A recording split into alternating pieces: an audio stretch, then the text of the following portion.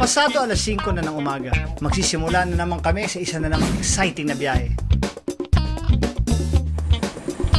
Pero ang di ko mawari ay ang kakaibang pakiramdam ko sa lakad na ito. Anong kababalagan ito nangyari ito? First time sa buong buhay ko, ang eroplano pa take off, nag-abort. Parang ayaw kami papuntahin sa Siquijor. Pag Siquijor, gusto ko kitang puntahan, but nakakatakot tingnan mo lahat ng pasahero, lumabas na.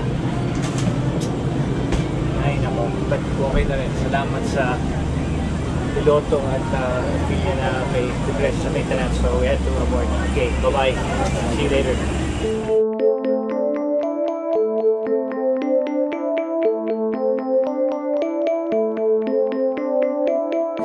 Round 2! Round 2! Tara, samahan nyo kami ngayon sa isang kakaibang exploration sa isla na nababalot daw ng kababalaghan para maghanap ng mailap na agimat. At ang una naming destinasyon, Negros Oriental.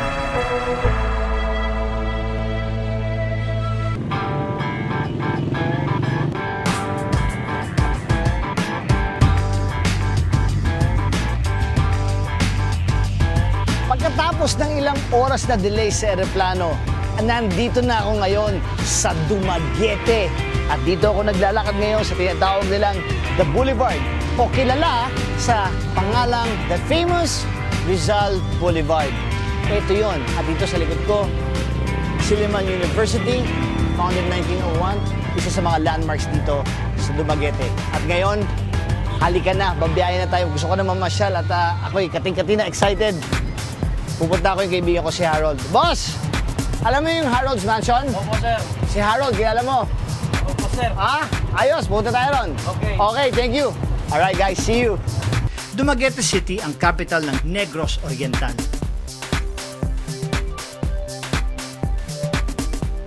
Pero mas marami pa tayong matutuklasan sa lugar na ito sa tulong ng aking kaibigan dive master na si Harold. Okay, thank you. Okay. Ito na yan. Harold's Mansion. So, hello! Ayun! Hi, Aga! Mr. Harold! Hello, finally! Good morning! Good Mukhang morning! na-late ka. Na-late nga ako kasi na-delay yung flight namin, di ba? Muntik pa kami hindi natuloy. But anyway, andito na ako ngayon. So, saan tayo pupunta? Nakaschedule tayo mag-dive. Mag-flip pa na tayo ng gears. Refit tayo ng gears, okay? Siyempre, ang gusto kong puntahan ngayon ay yung mga lugar na makapagtuturo sa akin sa aking hinahanap na agimat.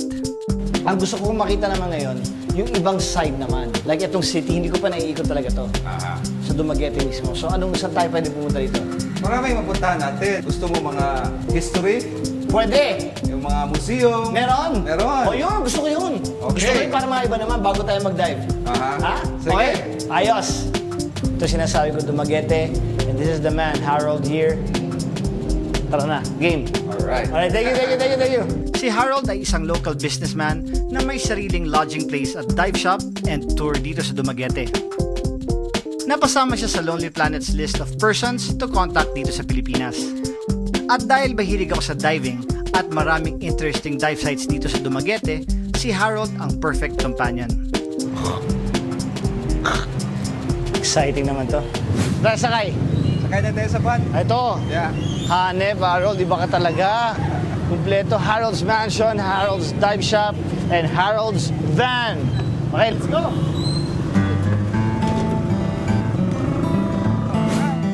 Isa sa interesting attractions dito sa Dumaguete ay ang Centrop Mini Zoo na nag-aalaga at nagbe-breed ng endangered Philippine spotted deer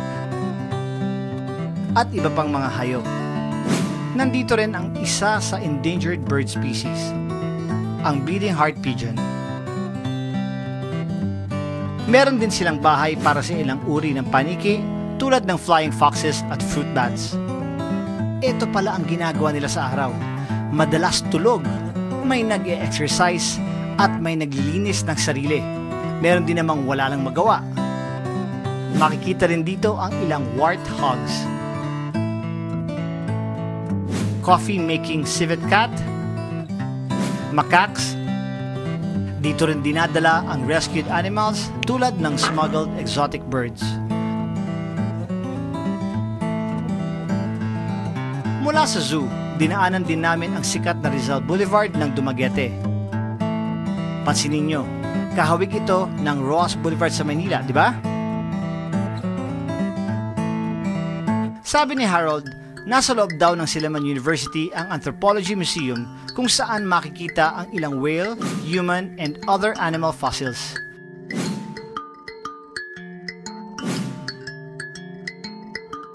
Kaya lang under renovation, kaya hanggang silip lang kami.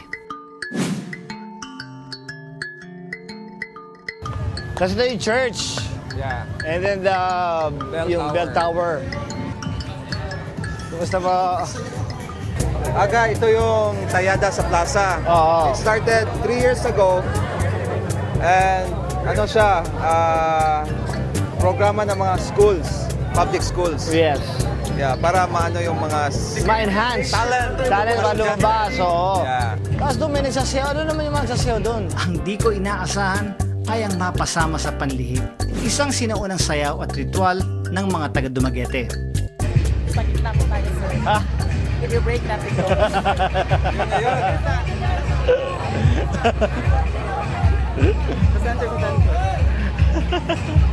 Up!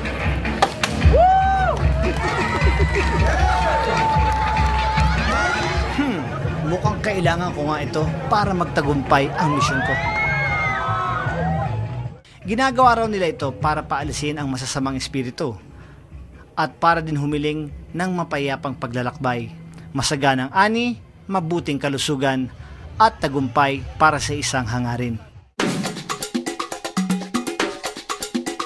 Para magkaroon pa kami ng extra energy sa paglalakbay, isinama ako ni Harold sa isang karinderya sa may palengke kung saan matitikman ang sikat na puto con tsokolate at budbud. Ito ang mga lokal na panghimagas dito sa Dumaguete na gawa sa malagkit na bigas.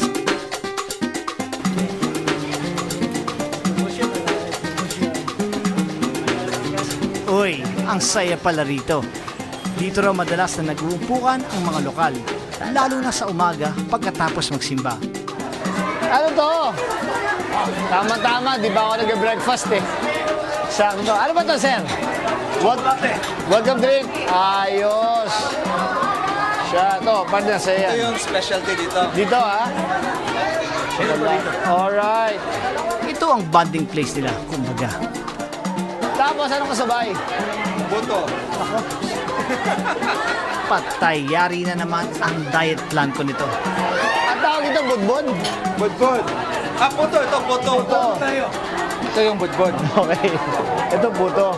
Lagay mo sa plato. Lahat? Depende kung perfect. Sarap to. Masarap to! So, meron siyang kanin na malagkit, parang suman siya, pero ang tawag nila rito, puto. Ito yung gusto ko, malagkit na kanin, tapos may hot chocolate. Ay, gusto. Napakasarap. Especially din Dumaguete to eh. Titigman ko na.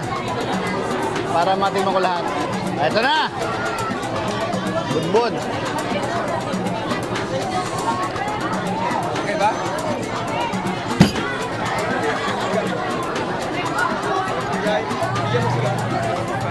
Pero ngayong na-energize na kami ulit, tuloy na ang ating pag-explore.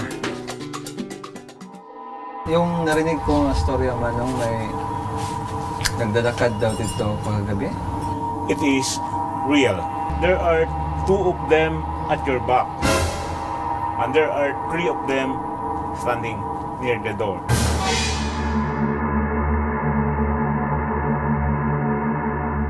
Galing kay Marlon Rodulfa ang picture na ito. Kasama ni Marlon ang kanyang mga katrabaho nang mamasyal sila sa Sapa, Lao Cai, North Hanoi, Vietnam. Salamat, Marlon!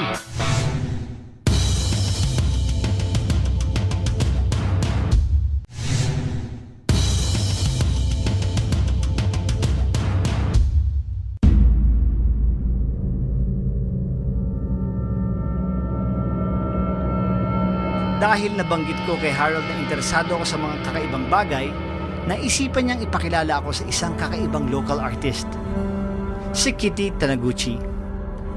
Sabi ni Harold, ang trip daw na subjects ni Kitty ay ang tungkol sa mga supernatural. Eh? Hello. Hi. Hello. Hello. Kitty. Kitty. Hello, Ma'am Kitty. How are you? I'm Aga. Fine. You know Harold naman po, no? Oo. Yan.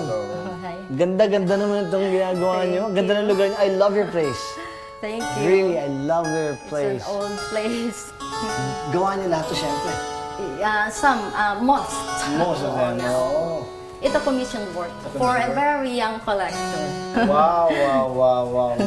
So what's your medium talaga? My favorite is oil paint. Pero yung as a sculpture, Yes. yung favorite ko yung yung terracotta. Terracotta. Red clay.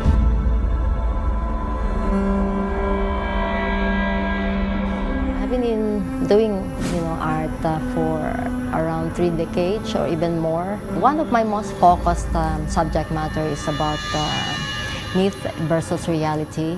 My father was assigned in Siquijor in the 60s. We lived there for 4 years. Well, as a child, first the stories because I was little, and then I would hear stories about barang, sorcery. Even if I don't want to believe it, but in some point in time, I did believe it really. Makikita talaga ang naging impluwensya ng mga kwentong Siquijor sa mga obra ni Kitty at ng kanyang kapatid. Gusto ko pa sanang magtagal sa gallery nila, pero ayon kay Harold, may isa pa raw kaming lugar na dapat puntahan. Magagabi daw, ay lumalakad. Ano siya Kasi yung collection ng matanda, old artifacts he gathered from World War II. So parang gamit ng mga patay na tao to. Yes. Aga, Yeah. ito yung museum, Mark. Yung sinasabi Basahin mo. mo yan, museum yan. Nakalagay museum. 15 minutos mula sa Dumaguete City, narating namin ang bayan ng Yes. Valencia kung saan matatagpuan ang Kataal Japanese-US War Museum. Daming gamit to. Hello. Buntag. Maayong buntag. Kamusta po? Aga pala ito. Hello. Aga. Magandang maayong umaga. Maayong buntag. Siya si Mr. Constantino Tantin Kataal, tagapamahala ng museum na ito. Ang mga gamit na nandito ay galing sa personal na koleksyon ng tatay ni Mang Tantin, si Porforio Kataal, isang World War II veteran. Kabilang sa koleksyon ng iba't ibang war artillery, gaya ng mga bomba,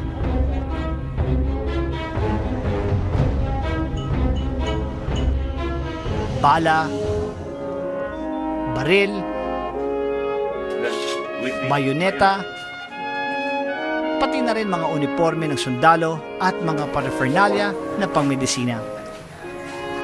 Pero ito ang malupit, mga postiso at ilang nalalabing buto ng mga yumaong sundalo. Ang ilan sa mga ito ay naibalik na raw sa mga Hapon. When did you start I collecting? started this collection by picking up the things left on the ground. Kayo mismo. Ako mismo. Ang dinadala ko dito, my mother will throw them outside the house. And when my father will come home, he will pick it up and bring it back inside. My mother does not want me to become a soldier. Okay. So I am just playing soldier. But I think you're more than a soldier, with all your collection and your passion also. Pero ano to, lahat talaga to, or yung through the years, yung iba binibigyan na rin sa inyo, binibili nyo, o talagang... Binibili ko ang iba. Paano hinahanap to? Hindi at hukay ba to?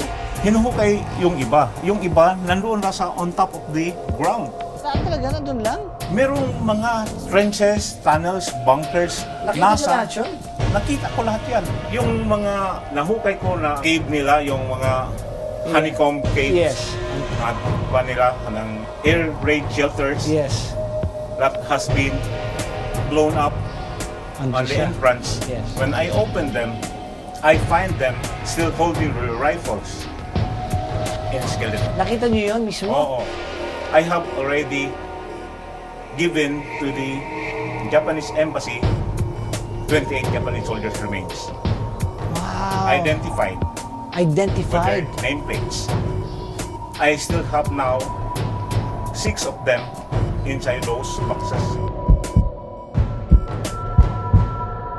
Dito, here. Oo. Tapos, very interesting. Sobra talaga. Now, I have to ask lang, what was your first hunt, yung first yung ever na nakuha? It was a high explosive shell. It looks like a oxygen tank pero Okay. miniature, just small. Andito siya. Andito siya. Nandun. Pwede natin makita. Pwede ko makita. Halika. Ganito. Wow. So ito parang ganito yung mga una nyo nakuha and then pagkatapos nito sumunod-sunod na lahat yan. Sunod-sunod na lahat yan. May mga baril din kayo nakukuha sa Meron. Diggings? Meron. Pero nire-restore ko. Okay. Pagkat yung mga stock niya, Okay. kinakalawang na siya. Kalawang na, yes. Wala na yung mga stock niya. Yes. Kinakain na ng anay. Ang mga sundalo, even now, minsan, malayo ito maiba ko lang po. May mga dala silang mga agimat. Meron. Meron din ba sila noon? Meron. Meron talaga. Meron ba kayong nakolektang agimat? Meron. Pwede mo makita lang. Okay, nandun. Pwede mo makita lang. Yun ang sinasabi ko sa inyo. Ito. This is the Holy Family. Okay. Jesus Christ is at the center. Joseph. Saint Joseph and Saint Mary. That one is the Santa Cruz. But they have prayers to follow before they cannot be hit with the bullets. The bullets will not penetrate their bodies. So is that just their belief or is it real? Sa inyo, sa tingin mo? It is real. Real? Yes. Ano, Harold?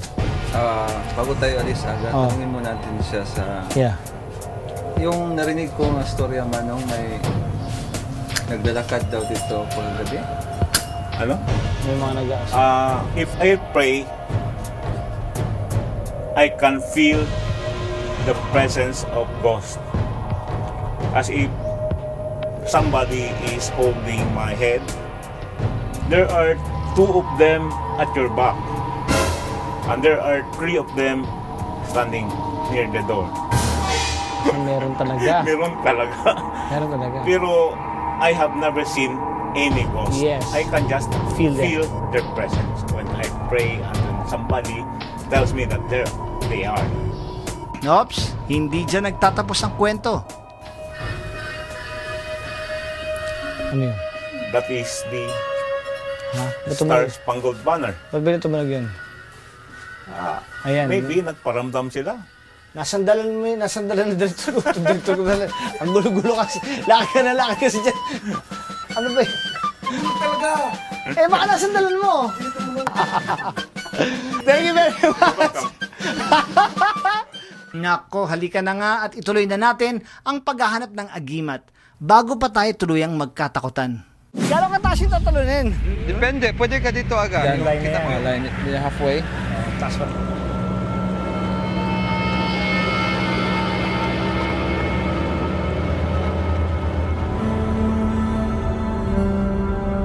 Nagbakasyon ang Herosano family. Para silang nasa ibang bansa, no? Ang totoo, sa General Santos City lang ito. Thanks for sending this picture, Jennifer.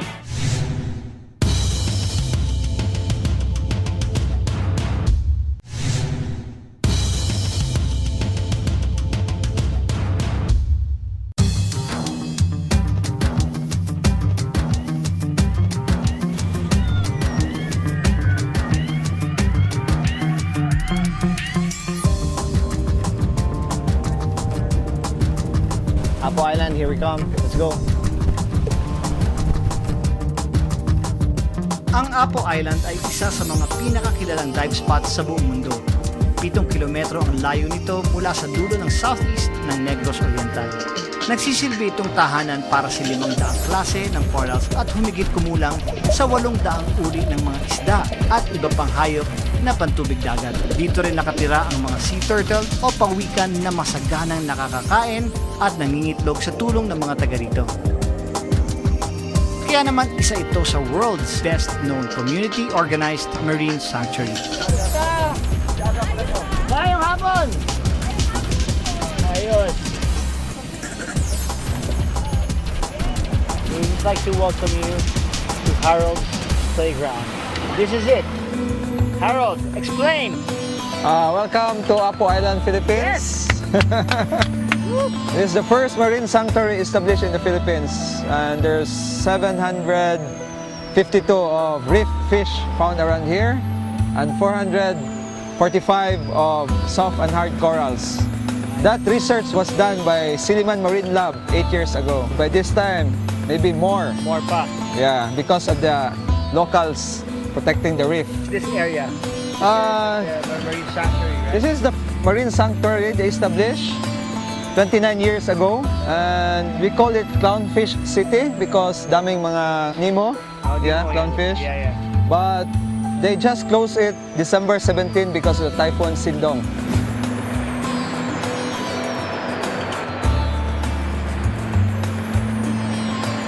Kaya ngayon, hindi kami pwedeng pumunta ngayon siya. Pwede natin tingnan, but hindi namin pwedeng tayo magpagawa. But, andito pa tayo sa Apo Island. Kaya ang gagawin natin, pupuntahan natin ang gitna nito, ang kabisera ng Apo Island. Kikilalanin natin lahat ng mga locals dito, lahat na nakatira dito, ang mga nagmamay-ari. Unang-una na, ang aking ex-wife. Apo Island! Yes, hello! Etring. Yan, okay, siya magsasama sa atin ngayon para umikot dito. Nahirapan ako mag-shoot, parang lalaglag to eh. So, palit lang ako. Pwede ba makipalit? Aba, dito na lang ha. Okay, thank you. Ito yung simbahan namin. Wow. Ito yung pinakasimbahan nila. Simple, oh. Uy, ang sasaya rin ng mga taga rito. Mga kapatid, tumitingin ka lang, madaming pwede matuklasan, maging isang Pinoy Explorer! Alright! Parang gusto ko na rin yata maging Apo Islander. Aba, ito na pala ang kabila ng isla. Kita mo yung mga layer formation, no? Aha, sandali. Ito na yata yung sinasabi nilang Baluarte Rock kung saan ako tatalon mula sa tuktok. Gano'ng kataas yung tatalunin? Depende, pwede ka dito aga. Yung kita mo yung Nag-iisip, pinag-iisipan. Hindi maintindihan, excited, gustong gawin, ngunit kakaba-kaba. Isang dangka lang pala to. Kayang-kaya. Ha? Taas. Dandan, sir, kasi madulas dyan. O, ito na. 1, 2...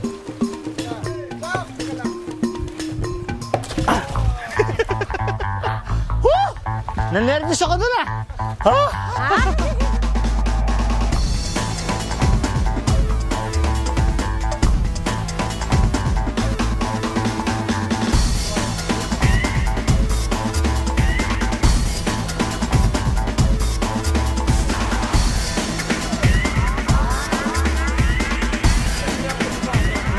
May nakita kami mas mahirap na pupuntahan kasi para madali ito eh. So doon kami sa mas mahirap. Delikado talaga siya kasi papatawid pa lang sa dagat, papunta pa doon sa malaking rock na yun, eh madulas na talaga. Sa matter of fact, nasugatan nga ako na nahihiwa ako. So sabi ko, wag na natin gawin kasi baka ma-aksidente pa yung crew o yung sino man sa amin. Maganda siya, padelikado siya. Ito ang mas mahirap gawin. Ang iwasan ang magpahinga at kumain sa ganitong lugar. Eh bakit nga ba nagpapakanday hirap tayo kung may ganito naman? Ayaw ka na rin. So, rock. aga, ito yung turtle eggs. Sabi nila, may mga 80 to 100 eggs daw. Pagka naglibas na ng eggs, kunyari yung 80 to 100 eggs na yan, lahat ba yun fertile? Hindi naman lahat. Ano? Tapos mataas ang mortality rate ng turtle. Ano lang ganito, no? Pag swim nila, of course, yung mga kumakain, yung Maraming, isda, yeah. ibon. Also, only a few will survive, really. Yes. So, Sabi nila, 10 to 15% ganun lang, ano? You know, it's a national law. Protected yung turtle. This is nice, oh. They're doing it here also. Kaya takpan nila talaga, Yeah. no? Guarded siya, no? Binabalik ka ba ng nanay? Hindi na, no? Wala. Iniiwan na lang yun dyan, no? Yeah. 45 days. Tapos parang gasin, lalabas na lang sila dyan. Yeah. Ngayon, meron daw. Ayan, oh. Ayan, sumisenyas. Turtle Point. Okay. Apo Island. Ito ang third point ng Apo Island. So, ayan, sumisenyas na meron daw ngayon. Chris, okay? Okay, ayun. Meron turtle ngayon doon, pupunta natin. Pero mag-snorkeling lang tayo ngayon. Tara na, halika na. Woohoo! Alam ba, gusto nyo makita ako o yung turtle? Turtle! Let's go! excited na akong makilangoy kasama ang mga pawikan. At mas marami raw sila rito dahil ito ang kanilang feeding ground. Di man ako nakapunta sa tuktok, maaari ko namang sisirin ang ilalim ng dagat kung saan siguradong mas maraming kayamanan. Malay nyo, baka dito ko rin makita ang agimat na inaasam. Okay, turtles, here we come!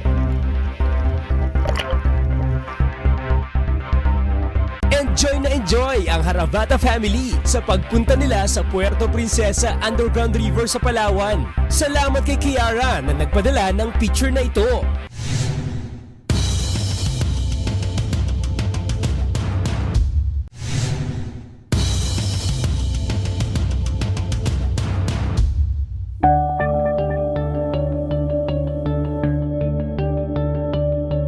Nakilala ko na ang mga taong nakatira dito sa Apo Island. Ngayon naman ay kikilalanin ko ang iba pang mga nakatira dito. Ang sea turtles o mga pawikan.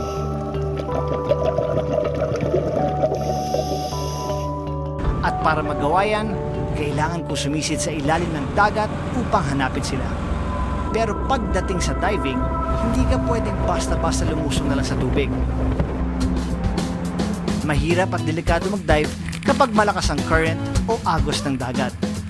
At dito sa Apo Island, ang hanging habagat at amihan ang nagdidikta kung saan malakas at banayad ang agos. Ang hanging amihan o northeastern wind ay nagmumula sa hilagang silangan. Ang hanging habagat naman o southwestern wind ay mula sa timog kanluran. Kapag gusto mong mag-dive, kailangan mong pumwesto sa kabilang direksyon ng isla na kontra sa hangin. Sa ganoong paraan, magagamit mo ang isla bilang panangga sa ihip ng hangin. At dahil hanging amihan ang umiihip ngayon, kinailangan naming umikot ng isla upang makaiwas sa malakas na agos ng tubig. Ilang sandali pa ay nakarating na kami sa aming dive spot. At naghahanda na kami para sa aming dive.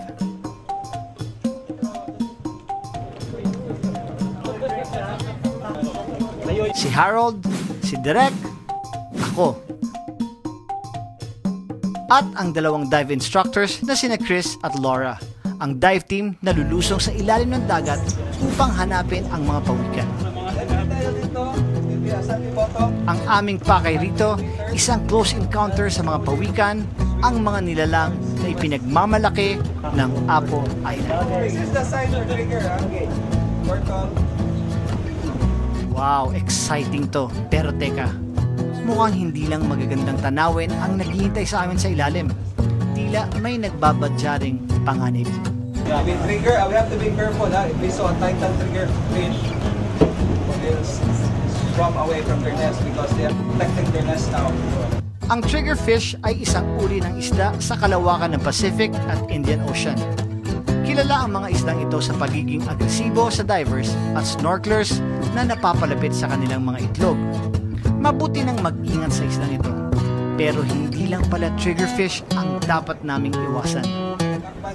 Black-banded sea snake, they are 20 times venomous than the king cobra. Alright?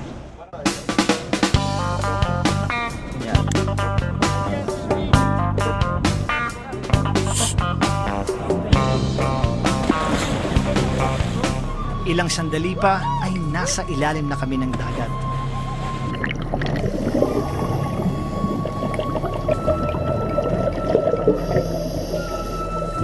Kahit nakailang ulit na akong mag-dive, hindi pa rin nawawala ang excitement na nararamdaman ko.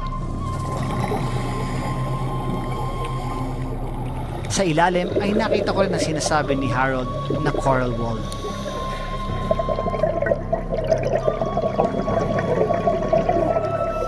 Ang coral wall ay isang uri ng coral reef na pahaba ang direksyon imbis na pataas.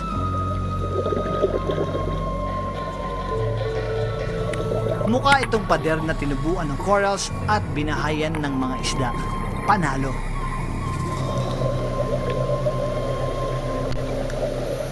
Talaga namang piyesta para sa mga mata ang kailaliman ng dagat. Hindi kami magkamayaw sa dami ng aming nakikita.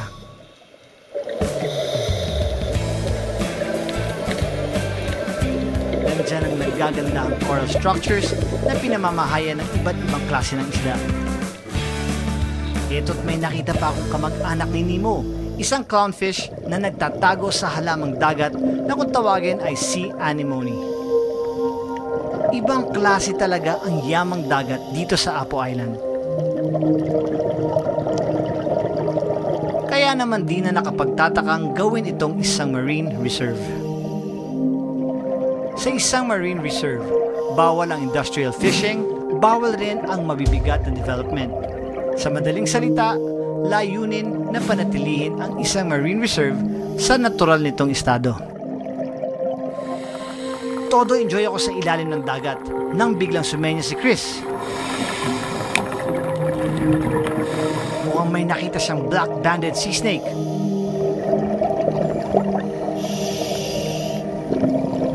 Maliban kay Chris, lahat kami agad na lumayo. Mahirap na.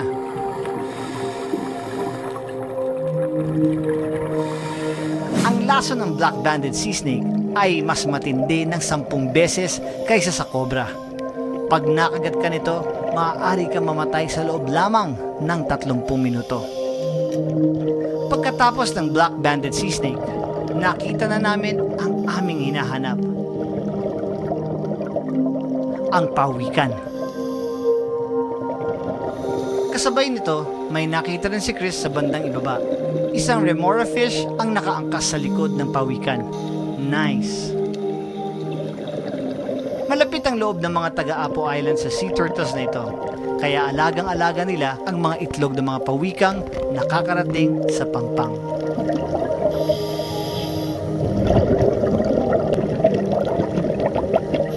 Ayon sa kwento ng matatanda, may mga pagkakataon daw na ang mga pawikang ito ang nagliligtas sa mga mangingisda sa dagat. Pag lumubog ang kanilang mga bangka, inihahatid raw ng mga pawikan ang mga mangingisda sa pampang. Matagal-tagal na rin kami dito sa ilalim ng dagat. Mukhang oras na para umahon.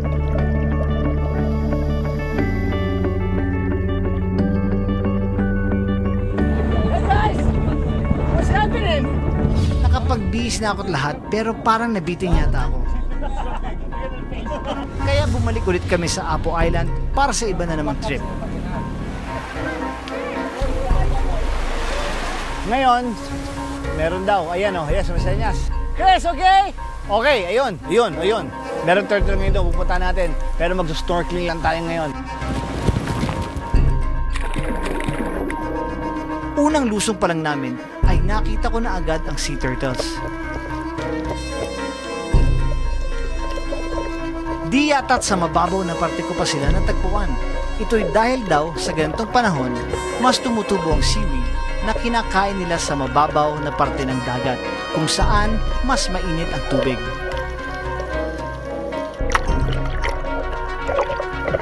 Dito rin ako nagkaroon ng pagkakataon na makita sila ng malapitan.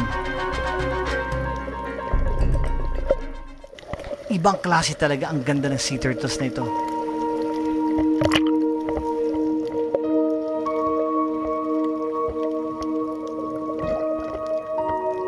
Ilang sandali pa ang lumipas at dumiretso na ako ng langoy sa bangka para umahon.